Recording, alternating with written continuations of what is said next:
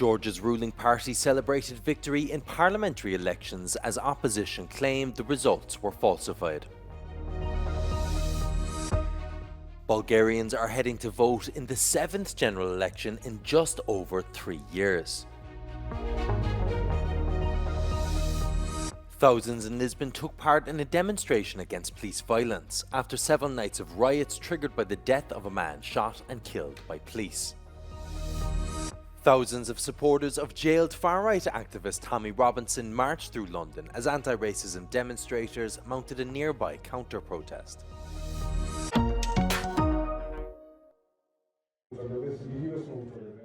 Georgia's ruling party is leading the official results of Saturday's parliamentary election, a crucial vote which could decide the country's future in Europe.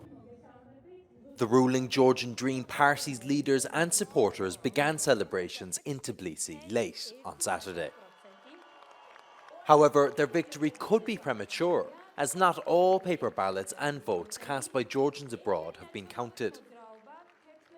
If Georgian Dream wins a parliamentary majority, it will stoke fears about the country's bid for EU membership, which was put on hold earlier this year by Brussels after the ruling party passed laws cracking down on freedom of speech.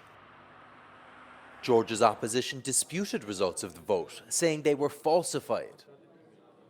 If this is true, it remains to be seen, but results could decide whether the country pivots to embrace the West or falls back into Russia's orbit.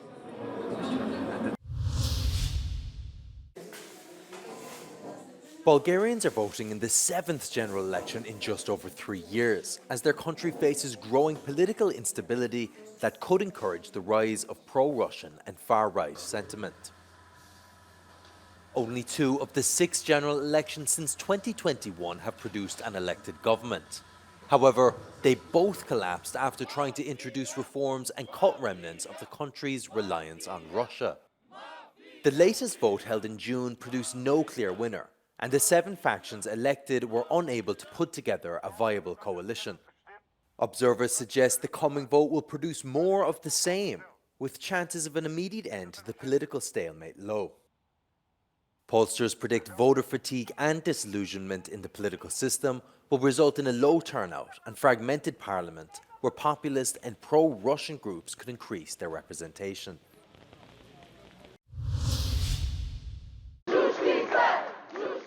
Thousands in Lisbon took part in a demonstration against police violence after several nights of riots triggered by the death of a man shot and killed by police earlier this week. Demonstrators demanded justice for Oder Moniz, the Cape Verdean man shot by Portugal's police force. Protesters chanted the slogan "Justice for Oder" as they demonstrated. Several flags from the Vida Justice movement, which organised the protest, as well as Cape Verde, flooded the city. Meanwhile, the right-wing Portuguese party Chega called for a protest in defence of the police at the same time in Lisbon. That protest brought together around 300 people and lasted just over an hour and a half. In recent days, Portuguese police have reportedly recorded more than 100 incidents of public disturbances in Lisbon. Thousands of supporters of jailed far-right activist Tommy Robinson marched through London as anti-racism demonstrators mounted a nearby counter-protest. The so-called Unite the Kingdom march, planned by Robinson and supposed to feature him as speaker, led to calls for his freedom after his arrest Friday on a warrant for contempt of court. The march was countered by thousands of people organised by the group Stand Up to Racism, who held signs saying refugees welcome and opposed Tommy Robinson.